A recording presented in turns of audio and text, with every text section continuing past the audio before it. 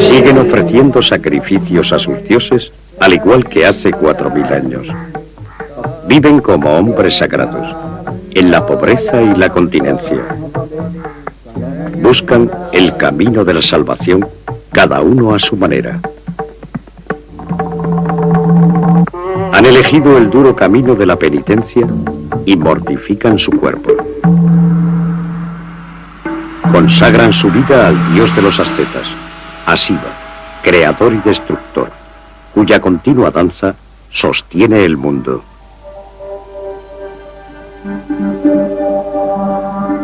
El misterio de Shiva.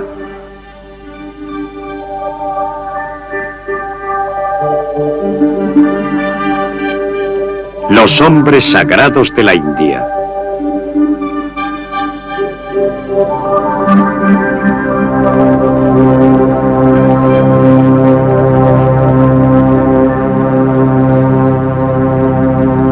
Natarajan va en peregrinación.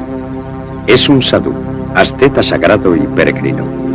Son miles los que, como él, caminan a través de la India, de norte a sur y de este a oeste. Se dirigen hacia lugares y templos sagrados. Cumplen las leyes del hinduismo. Su fe les exige pobreza y continencia en la última etapa de su vida. En el templo, los fieles se acercan a su Dios. Aquí se desvanecen los límites entre lo terrenal y lo divino.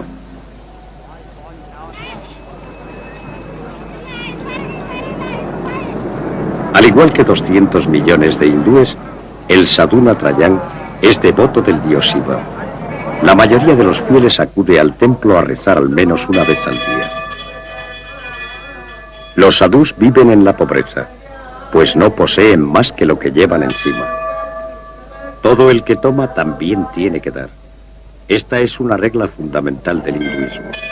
Reciben la bendición de la divinidad y le dan a cambio dinero, frutos y flores. Estas ofrendas se reparten entre los hombres sagrados. El otro aspecto de esta religión se nos presenta así, con violentos bailes rituales siguiendo las antiguas tradiciones. Éxtasis religioso que para nosotros los europeos no es fácil comprender.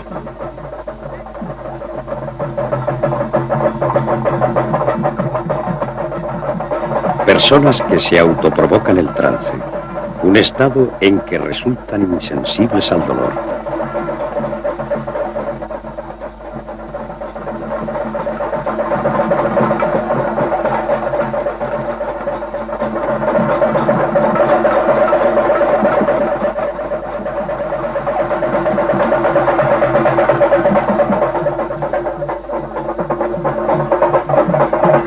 ¿Es esta una nueva forma de culto o una locura religiosa? ¿Qué conduce a estas personas a soportar una penitencia tan dura? ¿Por qué la mayoría de los hindúes no ha puesto sus esperanzas en esta vida, sino en la que vendrá después? ¿Por qué aceptan su triste existencia sin lamentarse? Todas las vidas están predestinadas por el Dharma y el Karma. El karma es el fruto de las propias acciones, a las que nadie puede sustraerse. El dharma es la rectitud, el deber y la moral. De ambos depende la vida posterior. Después de la muerte, el alma debe reencarnarse en sucesivos cuerpos hasta que, limpia y libre de cualquier deseo, alcanza al fin la salvación. Cada hindú nace dentro de una determinada casta. Se trata de un orden social de reglas muy rígidas. Peregrinos brahmanes en Benares, la ciudad sagrada situada a orillas del Ganges. Para ellos, que pertenecen a la casta superior, la vida también es un estado transitorio. Buscan la salvación, pues la salvación es independiente de que pertenezcan a una casta determinada. Bendicen alimentos y flores. Son ofrendas al río sagrado. Al menos una vez en la vida, los brahmanes deben hacer una ofrenda al Ganges. Aquí se fabrica combustible a partir del excremento de las vacas. Un trabajo para mujeres y niños de castas inferiores. La mujer puede acceder a una casta superior por medio del matrimonio. Sin embargo, la muerte es la única posibilidad que tiene el hombre de traspasar las fronteras sociales. La única esperanza que le queda es reencarnarse en una vida mejor, así como el deseo de terminar pronto el ciclo de reencarnaciones. Natrayan ha decidido tomar en esta vida una parte más activa que otros para conseguir la salvación. Hace 30 años, tras la muerte de su mujer, vistió la túnica naranja de los ascetas. Desde entonces ya no puede poseer nada, ni siquiera una casa. Solo debe comer una vez al día y ha de guardar castidad. Otros le proporcionan el alimento y de vez en cuando algunas monedas. Vive en una pobreza voluntaria, una dura existencia en la última etapa de su vida para este antiguo ebanista de la casta de los artesanos. La ley universal hindú divide cada vida en 4 etapas. En la primera, el joven aprende de su gurú. En la segunda, se casa, funda una familia y cumple sus deberes con la sociedad. El hombre solo puede dedicarse a su salvación cuando los hijos están criados y la familia bien atendida.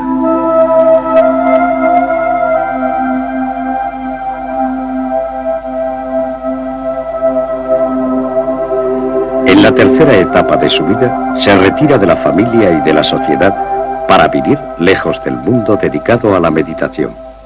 Tiene que abandonar todas sus propiedades. Es la preparación para la cuarta etapa, la vida de un asceta peregrino, de un santo. Viviendo así, hará que disminuya el número de reencarnaciones. No son muchos los hindúes llamados a seguir este camino. Es posible empezar a prepararse desde joven. En primer lugar, se debe aprender a dominar el cuerpo. El yoga es el primer paso hacia la meditación. Solo quien haya aprendido a controlar el cuerpo a la perfección, eliminando todos sus deseos, se acerca al objetivo, a la salvación.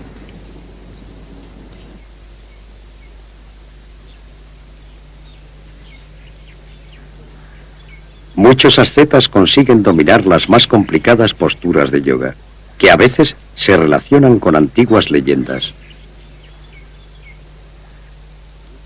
Una de esas leyendas es la de Hanuman, el mítico dios mono. Hanuman poseía poderes sobrehumanos. Era capaz de arrancar los árboles de cuajo, volar e incluso transportar una montaña hasta Ceilán. Esta leyenda sigue viva en el mito y se ha convertido en una forma de penitencia. El asceta levanta una piedra de más de 50 kilos con el pene, un sagrado acto de fuerza en honor del dios mono.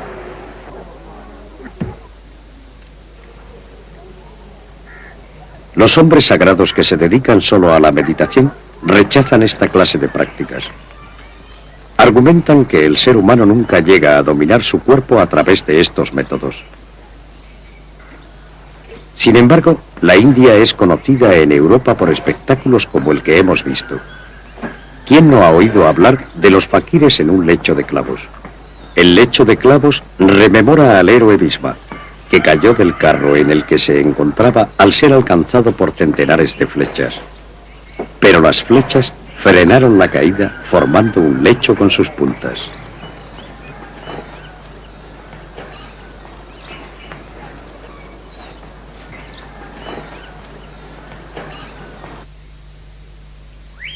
Este asceta reza junto a la tumba de su gurú.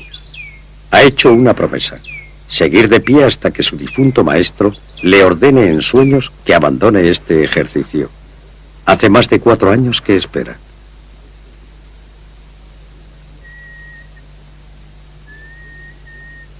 Desde entonces nunca se ha acostado, ni siquiera por las noches.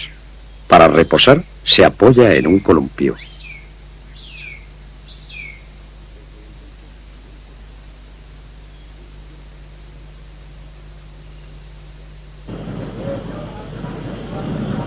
En Nueva Delhi encontramos a otro hombre que siempre está de pie.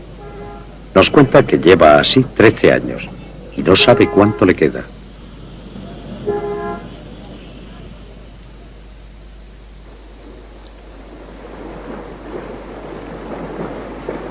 Algunos se sostienen sobre una pierna y pasan así días enteros.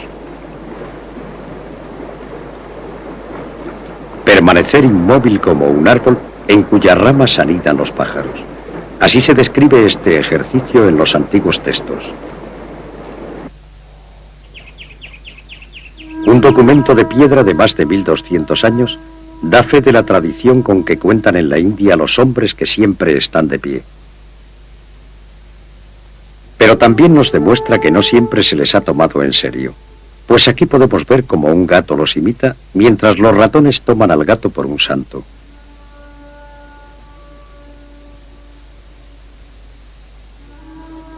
Así lo plasmaron los artistas en el Mahabalipuram, el mayor relieve del mundo. A lo largo de 32 años, esculpieron en la roca temas mitológicos en torno a Shiva, el dios de los ascetas.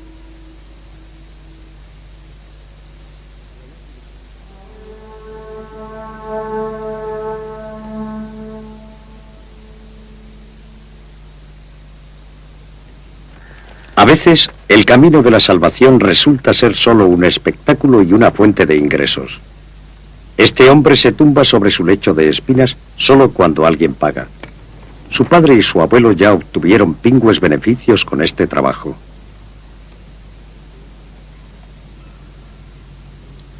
Cada vez que hace esto, cobra unas 3000 pesetas, lo que representa más de la mitad de un salario medio.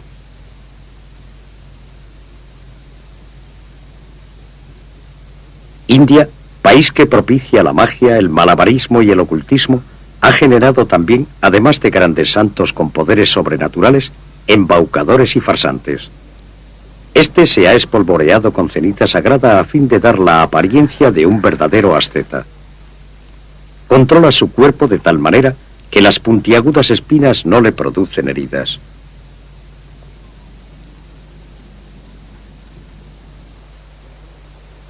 Mustafa el mago regurgita una bola de piedra. Se gana la vida como prestidigitador.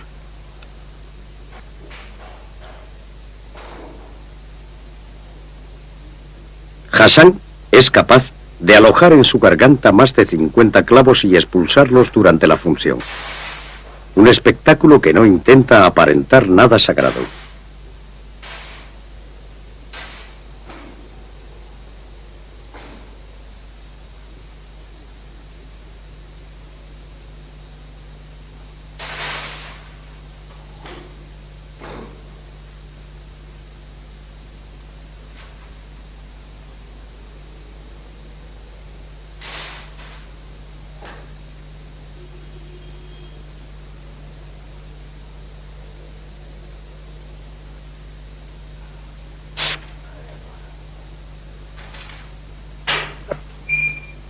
Para saber en qué consiste el truco, le acompañamos a la consulta de un radiólogo. Por primera vez, se encuentra ante las modernas técnicas de investigación.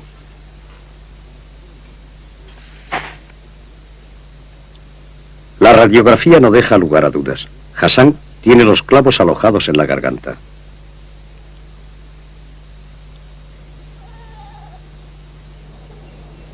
A Natarajan, nuestro asceta peregrino, no le gustan estas prácticas. Ha dejado atrás la etapa placentera de su vida. Ahora, con más de 60 años, solo sueña con llegar a su destino, el lugar sagrado a orillas del Ganges. En ningún lugar de la India es posible apreciar con tanta claridad el deseo de salvación como en las orillas de este río, adorado como Ganga, la diosa de la castidad. Según la leyenda, el río nació en el cielo y fluyó desde la cabellera de Shiva hasta la sedienta tierra a fin de dar vida y purificar a los muertos. En realidad, el Ganges tiene su origen en las estribaciones del Himalaya.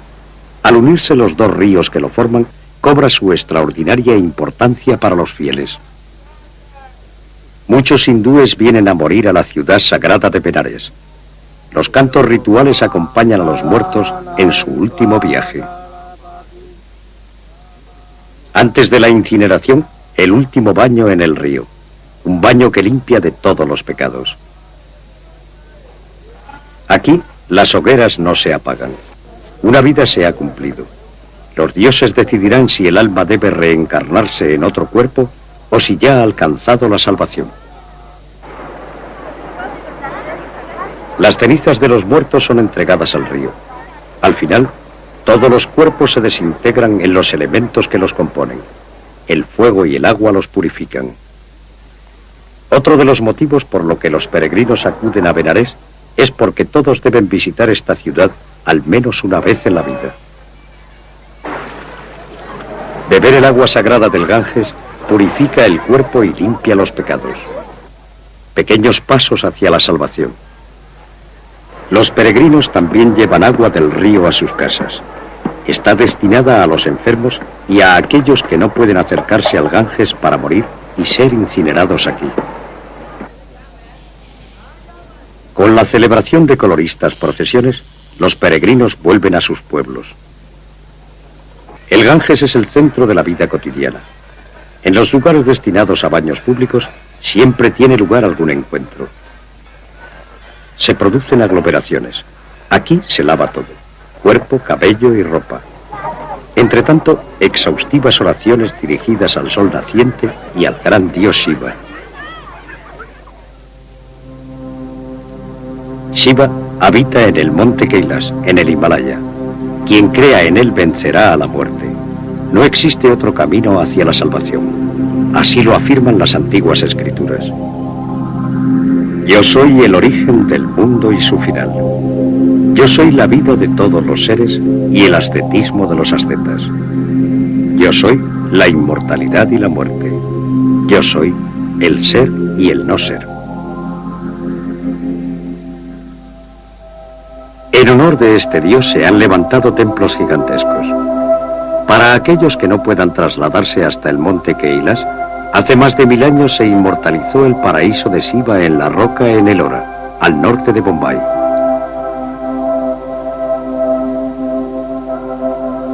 Para poder tallar el templo en una sola pieza, como una escultura, fue preciso extraer de la montaña más de 200.000 toneladas de piedra.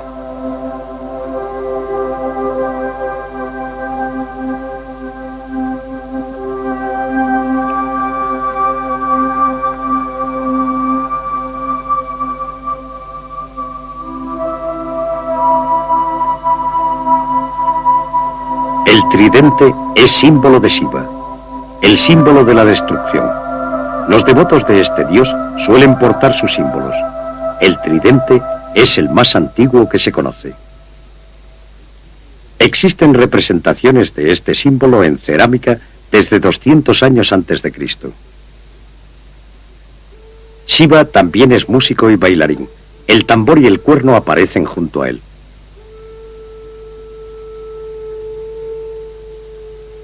Hacer sonar el cuerno es una costumbre muy habitual entre los seguidores de Shiva, al igual que en las representaciones en piedra de cientos de años de antigüedad.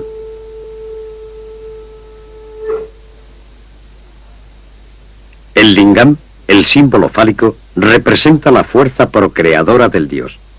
El lingam y el yoni, el sexo masculino y el femenino, resumen los dos polos del mundo.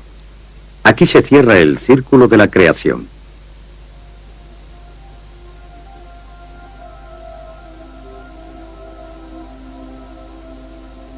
Este es el templo Khajuraho. La forma del tejado reproduce la cordillera del Himalaya, la morada de los dioses.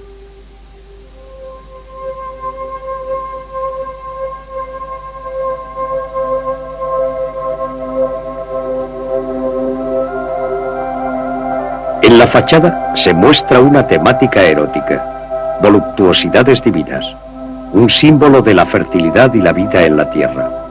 Solo el que aprende a superar sus deseos físicos puede salvarse de la cadena de reencarnaciones.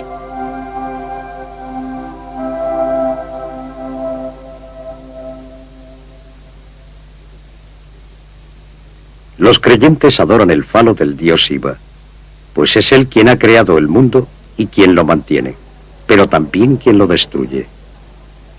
Le ofrecen flores y agua sagrada, le piden fecundidad, una numerosa prole, pues por medio de los descendientes es posible alcanzar la inmortalidad.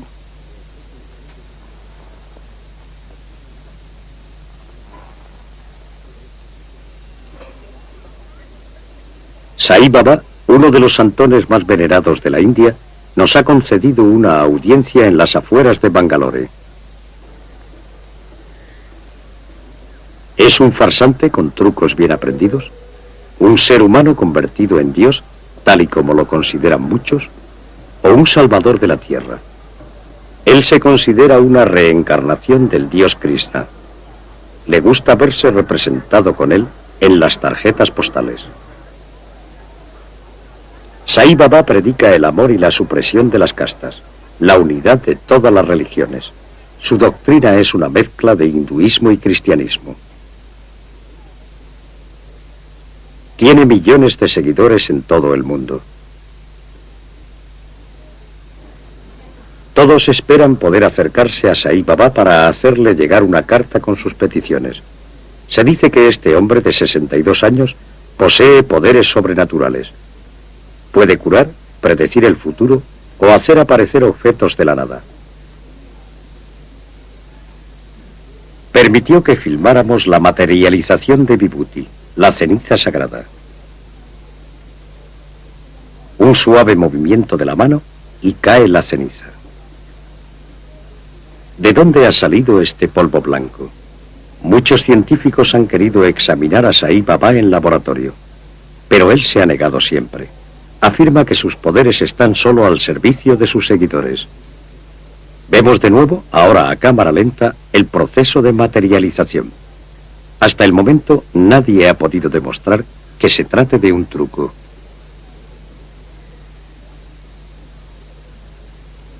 Otro milagro. Un retrato de Sai Baba cuando era joven se halla recubierto por una capa de Vibhuti de varios centímetros de espesor. Supuestamente la ceniza va aumentando por sí misma. No pudimos comprobarlo, pero mandamos analizarlo. El doctor Jürgen Evers nos dice que a fin de determinar qué eran exactamente el polvo gris y el blanco, se sometió primero el polvo gris a una temperatura de 900 grados. Mediante este proceso los cristales pequeños aumentan de tamaño. Podemos examinarlos a través de un aparato de rayos X. La línea inferior es la relativa a nuestra prueba y la de arriba corresponde al ácido silícico. La composición del polvo consiste básicamente en ácido silícico cristalizado en estado casi puro. El ácido silícico se encuentra en el cuerpo humano en pequeña proporción. La composición química de este polvo es propia de las diatomeas, que aparecen en la Tierra en grandes cantidades. Por eso, Sai Baba no puede haber obtenido el polvo de su cuerpo. Tampoco se ha comprobado que haya escondido la ceniza antes de hacerla aparecer. En ocasiones hace llover Vibhuti de diversos recipientes, pero en tal cantidad que según las leyes de la naturaleza no habría cabido dentro de ellos.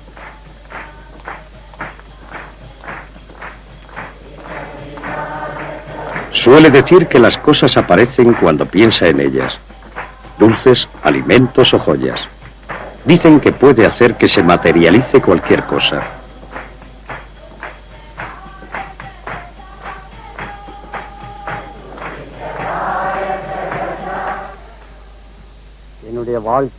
Para Natarajan, que vive en la etapa de la continencia total, todas esas cosas no son más que magia. Meditación y oración forman el único camino que conduce a Dios. El que busca sinceramente a Dios no precisa de espectáculos. Los santos hindúes más nobles viven en completa soledad. Practican el yoga y la meditación solo para sí, para su salvación.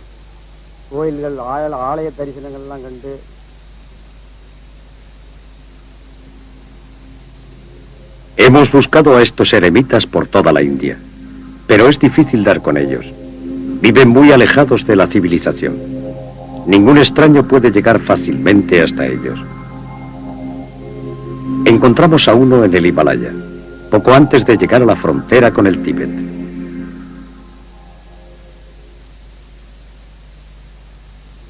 Está descalzo sobre la nieve y reza al sol, al dios Surya.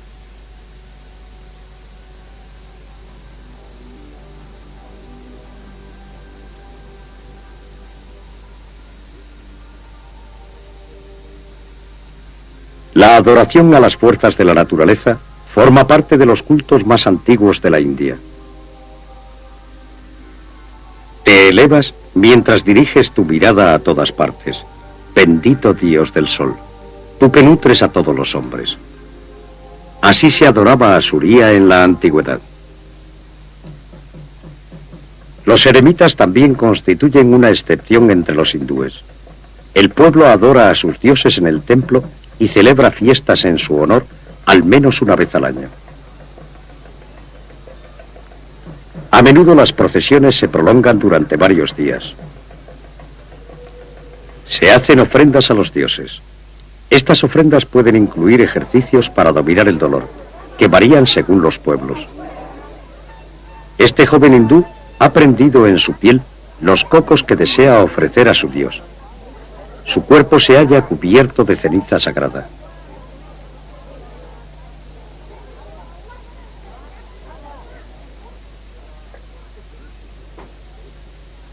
Además, se mortifica atravesándose la lengua con una especie de alfiler. No sangra porque ha masticado un poco de betel, suave estupefaciente de los hindúes. En agradecimiento por su sacrificio, el sacerdote le ofrece luz y ceniza, iluminación y purificación.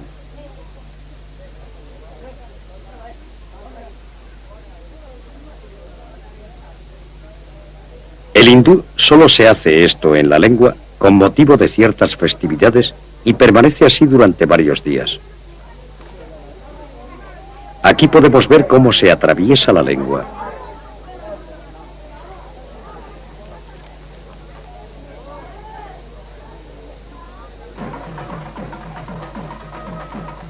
Nos encontramos en el sur de la India presenciando una ofrenda a Kali, al igual que el dios Shiva, diosa de la fecundidad y de la muerte.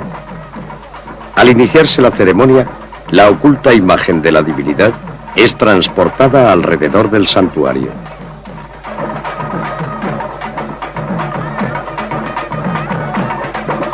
Semanas atrás, varios jóvenes fueron elegidos como portadores del agradecimiento. Este año son 66. 7 días antes de la fiesta, deben presentarse en el templo, del que no podrán salir hasta el día del gran acontecimiento. Se preparan para ello a través del yoga y una alimentación estrictamente vegetariana. El sacerdote les bendice. Son maquillados con un ritual que dura varias horas. Después, les frotan con pasta de sándalo y los engalanan con flores.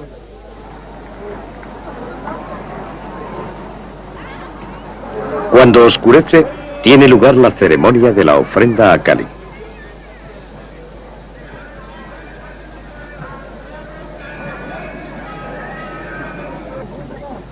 Se trata de una ceremonia que hace pocos años perdió parte de su crudeza.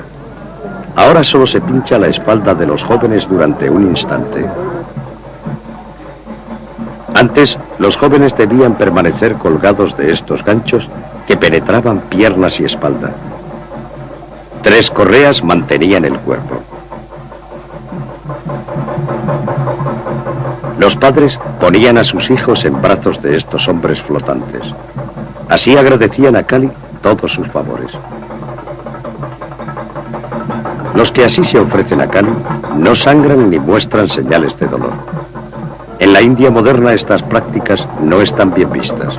Se ha pensado incluso en prohibirlas mediante una ley. Por eso, los elegidos son atados en el templo solo con cuerdas.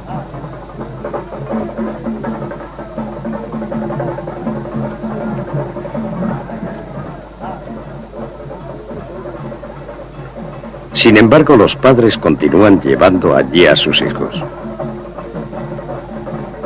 Son elevados y conducidos alrededor del templo.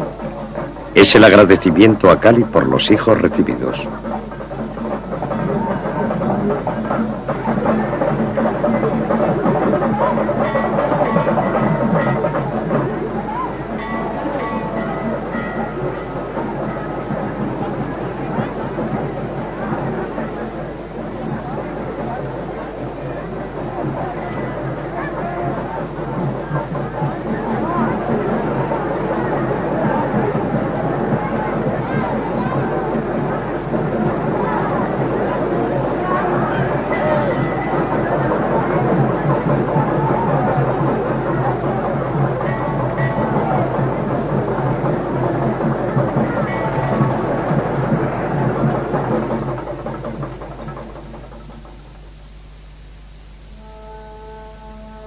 La fortaleza de Agra es una de las construcciones más impresionantes de la época islámica de la India. En el siglo XVI, el emperador mogol Akbar dominaba el país desde aquí.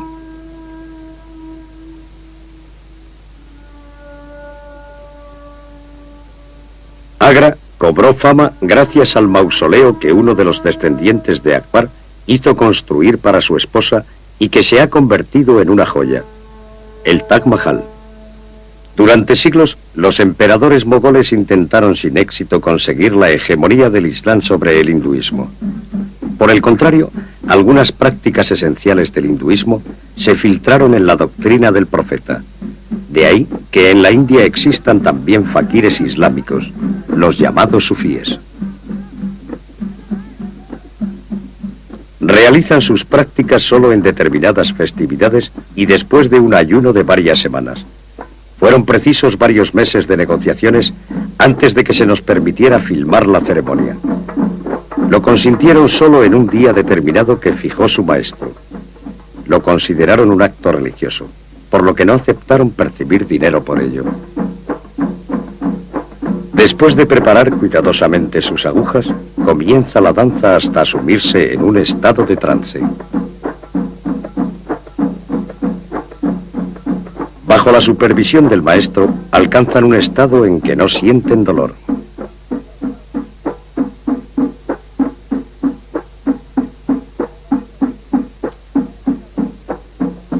Trece agujas atraviesan la piel de este hombre. Para un fakir es una prueba muy fácil.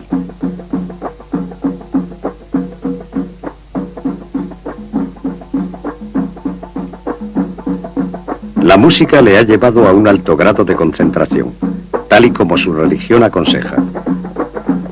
Haz caminar tu mente a través de las letras de la palabra Alá y así descansarás en completa felicidad en el brillante aro de la última letra.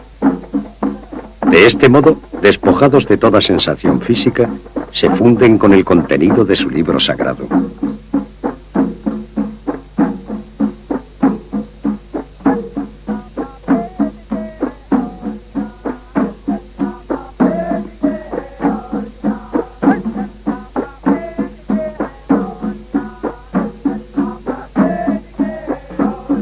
El fakir permanece cerca de media hora en esta posición. Solo una suave tela le protege del sol. A continuación, se retiran las agujas. Una breve presión es suficiente. Poco después, su cuerpo no muestra señales. Además, no brota una gota de sangre.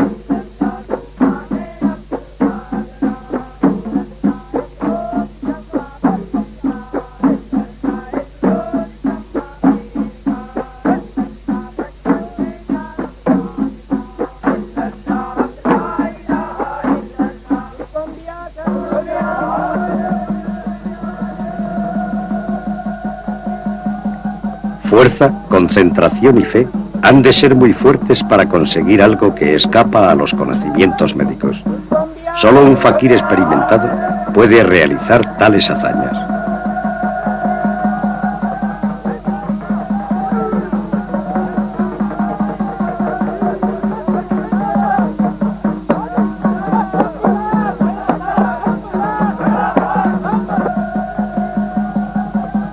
No solo se ha atravesado la lengua, sino también la zona de abajo, uno de los puntos más sensibles del cuerpo humano. Aún resulta más sorprendente que no brote ni una gota de sangre. Esta zona debería sangrar abundantemente.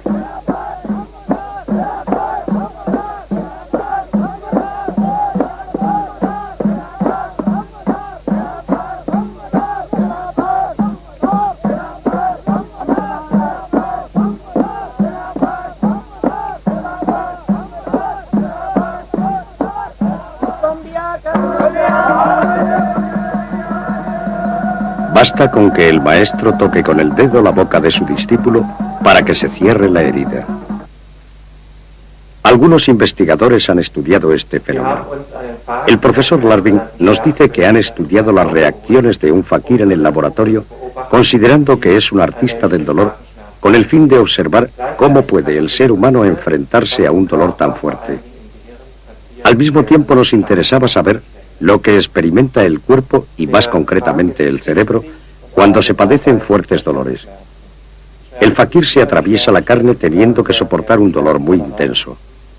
Estos dolores están por encima de los límites de percepción, incluso por encima del nivel de tolerancia. Normalmente no es posible aguantarlos.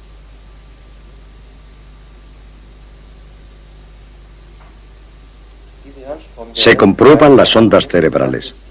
Esas ondas indican que el fakir alcanza el estado de trance solo durante un breve momento, justo en el instante en que tiene que controlar el dolor. Esta es la imagen de las ondas cerebrales de un fakir. En los momentos de dolor, una parte del cerebro está en estado de reposo, otras en estado de alerta. El fakir puede superar el dolor con éxito gracias a las partes del cerebro que permanecen dormidas. La perfecta superación del dolor. Al principio parece que el maestro de la orden se limitará a seguir el ejemplo de su discípulo atravesándose la lengua. Pero, ¿por qué le sujetan el cuello con estas telas de colores? Nuestro asombro será enorme al ver que el maestro se corta un trozo de lengua y vuelve a colocárselo.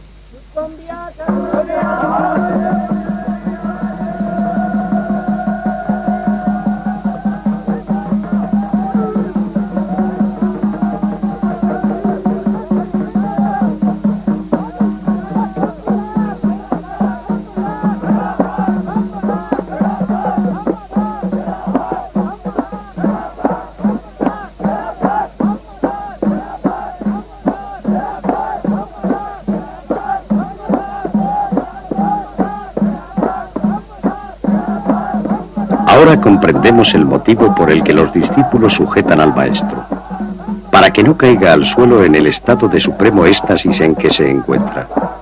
Además, según nos cuentan, después deben protegerlo, porque si le toca a alguien que no sea creyente, no podría volver a colocarse el trozo de lengua.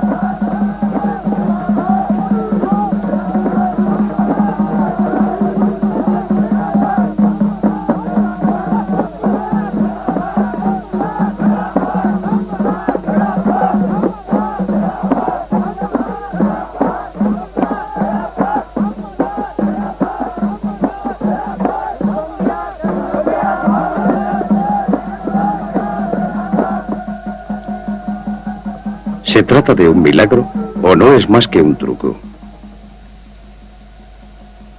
Ralentizamos las imágenes para verlo con más detalle.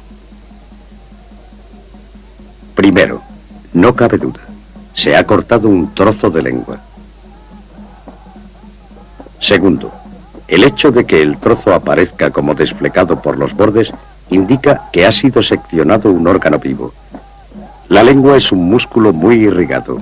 Por eso, después del corte, pierde la forma sobre todo en el centro, retrayéndose más por esa zona que por los bordes. Tercero, tampoco aquí hemos podido apreciar que se haya derramado ni una sola gota de sangre. Y cuarto, que la lengua ha vuelto a unirse y ha recuperado su movilidad. Este fenómeno no puede ser explicado por la medicina.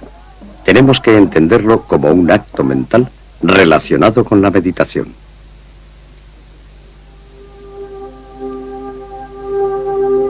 Una perfección a la que aspiran los hindúes en su esfuerzo de toda una vida por acercarse a la salvación. Solo en un país en el que millones de personas sufren hambre y necesidades, la fe en la salvación puede fascinar en esta medida y alcanzar formas tan extremas. El que a pesar de sus esfuerzos no lo consigue, tiene la esperanza de lograr un destino mejor en su siguiente vida, pues debe seguir reencarnándose hasta que su alma se diluya en el alma de todos, al igual que una gota en un lago.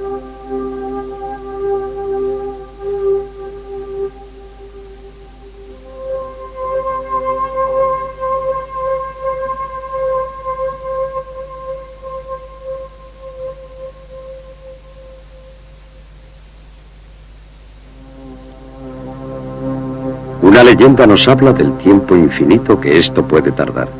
Narada, el adivino de los dioses, se apareció a un hombre santo que hace muchos años se consagró a la meditación y al más severo ascetismo. Te concedo un deseo, le dijo Narada. Me gustaría saber cuántas vidas debo pasar aún así. El hombre santo recibió como respuesta: mira las hojas de ese árbol. Solo cuando hayas vivido tantas vidas en el ascetismo como hojas tiene ese árbol, conseguirás la salvación. Entonces, el hombre santo comenzó a bailar de alegría, exclamando: ¿Cómo? ¿Solo esas?